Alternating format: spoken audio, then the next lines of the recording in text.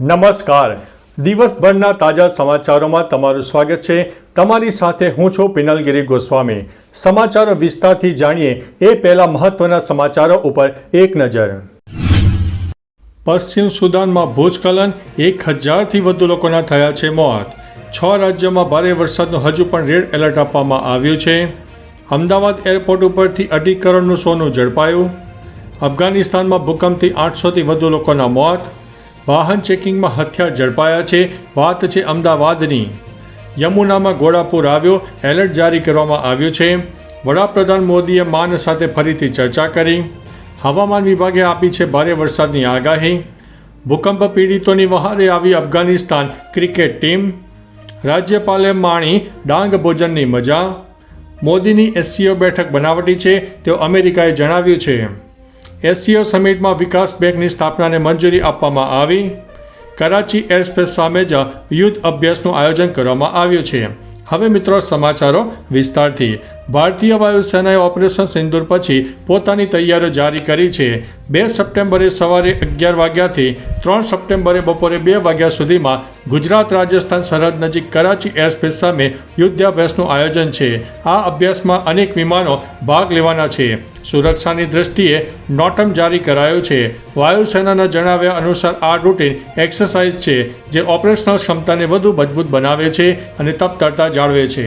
મિત્રો, અન્ય મહત્વના સમાચારની વાત કરીએ તો એસસીઓ સમિટમાં વિકાસ બેંકની સ્થાપનાને મંજૂરી આપવામાં આવી. ચીનના વિદેશ મંત્રી વાંગ ચીએ સોમવારે જણાવ્યું કે એસસીઓના સભ્ય દેશોને પ્રદેશની કાર્યક્ષમતા અને સામાજિક વિજ્ઞાનને વેગ આપવા માટે એક વિકાસ બેંક સ્થાપવાનો નિર્ણય કર્યો છે. વાંગે જણાવ્યું છે કે સભ્ય દેશ વચ્ચે 10 વર્ષ સુધી ચાલી રહેલા પરામર્શ પછી ચીન તરફથી બેંક સ્થાપવાના પ્રસ્તાવને મંજૂરી આપવામાં આવી છે.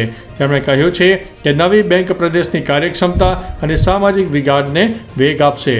મિત્રો, અન્ય મહત્વના સમાચારની વાત કરીએ તો મોદીની એસસીઓ બેઠક બનાવટી છે તેવું અમેરિકાએ જણાવ્યું છે. અમેરિકન ટ્રેડ સલાહકાર પીટર નવારે વડાપ્રધાન નરેન્દ્ર મોદીની એસસીઓ બેઠક ઉપર સવાલ ઉઠાવતા તેને બનાવટી ગણાવી છે. તેમણે ભારતને રશિયાનું વોશિંગ મશીન ગણાવીને રશિયા પાસેથી તેલ ખરીદવાનો વિરોધ કર્યો છે. નવારાના જણાવ્યા મુજબ તેલ વેપારમાંથી નફો કમાઈ રહ્યું છે જેનાથી સામાન્ય ભારતીયોને નુકસાન થાય છે. અમેરિકાના નાણામંત્રીઓ પર રશિયા પાસેથી ક્રૂડ ખરીદવાની મોસ્કોના યુદ્ધ મિશનને મદદ મળે છે એવો આરોપ પણ મૂકવામાં આવ્યો છે. મિત્રો, અન્ય મહત્વના સમાચારની વાત કરીએ તો રાજ્યપાલે માણી ડાંગ ભોજનની મજા. રાજ્યપાલ આચાર્ય દેવવ્રતજીએ ડાંગના રાજેન્દ્રપુરમાં આદિવાસી મહિલા સાયજુબેન ભોઈના પરિવાર સાથે સાંજે પ્રાકૃતિક ભોજનનો આસ્વાદ માણ્યો. ડાંગના રીત રિવાજ મુજબ રાજ્યપાલે ડાંગી ભોજનમાં નાગલી અને ચોખાના રોટલા, અડદની દાળ, દાળ ભાત, વાંસનું શાક, લાલ ચટણી, નાગલી પાપડ અને દેશી ડુંગળીનો આસ્વાદ માણ્યો હતો. આ મુલાકાત દરમિયાન રાજ્યપાલે ગાયના ગભાણની પણ મુલાકાત લીધી હતી. મિત્રો, અન્ય મહત્વના સમાચારની વાત કરીએ તો ભૂકંપ પીડિતોની વહારે આવી અફઘાનિસ્તાન ક્રિકેટ ટીમ. અફઘાનિસ્તાનમાં ભૂકંપથી 800થી વધુ લોકોના મોત અને 2500થી વધુ લોકો ઘાયલ થયા છે. આ કપરા સમયે અફઘાનિસ્તાન ક્રિકેટ ટીમે માનવતાનું ઉદાહરણ આપ્યું છે. યુએઈમાં ચાલી રહેલી ટ્રાય T20 શ્રેણીમાં ખેલાડીઓએ જાહેરાત કરી કે તેઓ ત્રીજી મેચની સંપૂર્ણ મેચ ફ્રી કુનારમાં ભૂકંપ પીડિત પરિવારોને દાન કરશે. આ નિર્ણય સોશિયલ મીડિયા પર જાહેર થતાં પ્રશંસા થઈ રહી છે. મિત્રો, અન્ય મહત્વના સમાચારની વાત કરીએ તો હવામાન વિભાગે આપી ભારે વરસાદની આગાહી. રાજ્યમાં આગામી 7 દિવસ સાર્વત્રિક વરસાદની આગાહી છે. હવામાન વિભાગ દ્વારા low pressure, upper air circulation અને મોન્સૂન ટ્રફ સક્રિય હોવાથી વરસાદની સંભાવના છે. નવસારી, વલસાડ, દમણ અને દાદરાનગર હવેલીમાં સારો વરસાદ થઈ શકે છે.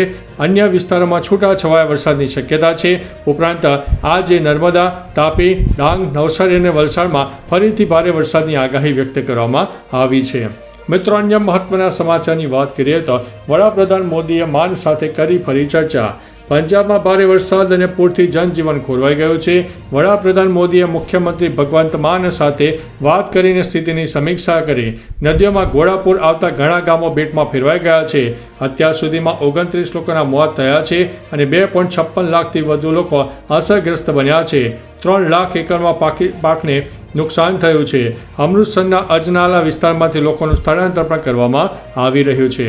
મિત્રો, અન્ય મહત્વના સમાચારની વાત કરીએ તો યમુનામાં ઘોડાપુર એલર્ટ જારી કરવામાં આવ્યું છે. દિલ્હીમાં યમુના નદી ભયજનક સપાટીએ પહોંચી ગઈ છે.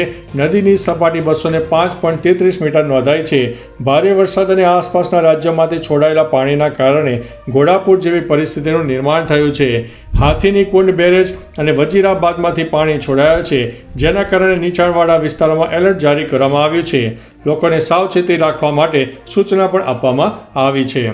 મિત્રો, અન્ય મહત્વના સમાચારની વાત કરીએ તો વાહન ચેકિંગમાં હથિયાર ઝડપાયા. અમદાવાદના રામોલ રિંગ રોડ પર વાહન ચેકિંગ દરમિયાન પોલીસે મોટી કાર્યવાહી કરી. એક કારમાંથી 6 આરોપીઓને ઝડપીને પિસ્તોલ અને 2 કારતૂસ કબજે કર્યા. પ્રાથમિક તપાસમાં જાણવા મળ્યું કે આ આરોપીઓ મુંબઈથી રાજસ્થાન હથિયાર લઈને જઈ રહ્યા હતા. પકડાયેલા આરોપીઓમાં એક મુંબઈનો અને બાકીના રાજસ્થાનના હોવાનું સામે આવ્યું છે. રામોલ પોલીસે ગુનો દાખલ કરીને વધુ તપાસ હાથ ધરી છે. મિત્રો, અન્ય મહત્વના સમાચારની વાત કરીએ તો અફઘાનિસ્તાનમાં ભૂકંપથી 800 લોકોના થયા છે મોત. અફઘાનિસ્તાનમાં રવિવારે 6.3ની તીવ્રતાનો શક્તિશાળી ભૂકંપ આવ્યો, જેમાં અત્યાર સુધીમાં 800 લોકોના મોત અને 2500થી વધુ ઘાયલ થયા છે.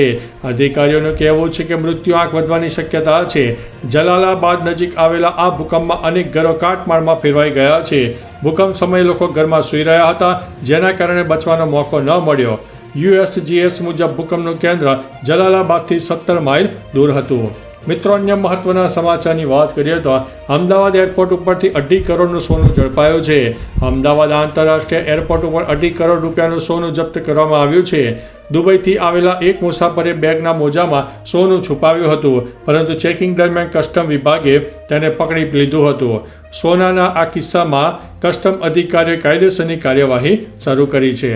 મિત્રો, અન્ય મહત્વના સમાચારની વાત કરીએ તો 6 રાજ્યોમાં ભારે વરસાદ માટે રેડ એલર્ટ.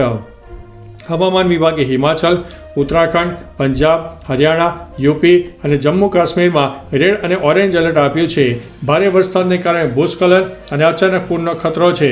જમ્મુ કાશ્મીર, હિમાચલ અને ઉત્તરાખંડમાં પહાડી વિસ્તારો સૌથી વધુ અસરગ્રસ્ત છે, જ્યારે દિલ્હી, NCR અને મેદાની વિસ્તારોમાં પણ પરિસ્થિતિ ખરાબ છે. લોકોને ઘરમાં રહેવાની અને સાવચેતી રાખવાની અપીલ કરવામાં આવી છે. મિત્રો, અન્ય મહત્વના સમાચારની વાત કરીએ તો પશ્ચિમ સુદાનમાં ભૂસ્ખલન, 1000થી વધુ લોકોના થયા છે મોત. પશ્ચિમ સુદાનના મરા પર્વત વિસ્તારમાં ભારે વરસાદ બાદ થયેલા ભૂસ્ખલનમાં 1000થી વધુ લોકોના મોત થયા છે અને ફક્ત એક વ્યક્તિ જીવિત બચ્યો છે. સુદાન લિબરેશન મૂવમેન્ટના નેતા અબ્દેલ વાહિદ નૂરે જણાવ્યું છે કે અસરગ્રસ્ત વિસ્તારોમાં તાત્કાલિક સહાય પહોંચાડવાની જરૂર છે. પશ્ચિમ આફ્રિકામાં રેકોર્ડ પૂરના કારણે લાખો લોકો પહેલેથી જ વિસ્થાપિત થઈ રહ્યા છે. તો ચાલો મિત્રો, ફરીથી દેશ અને દુનિયાના સુપરફાસ્ટ સમાચાર લઈને મળતા રહીશો.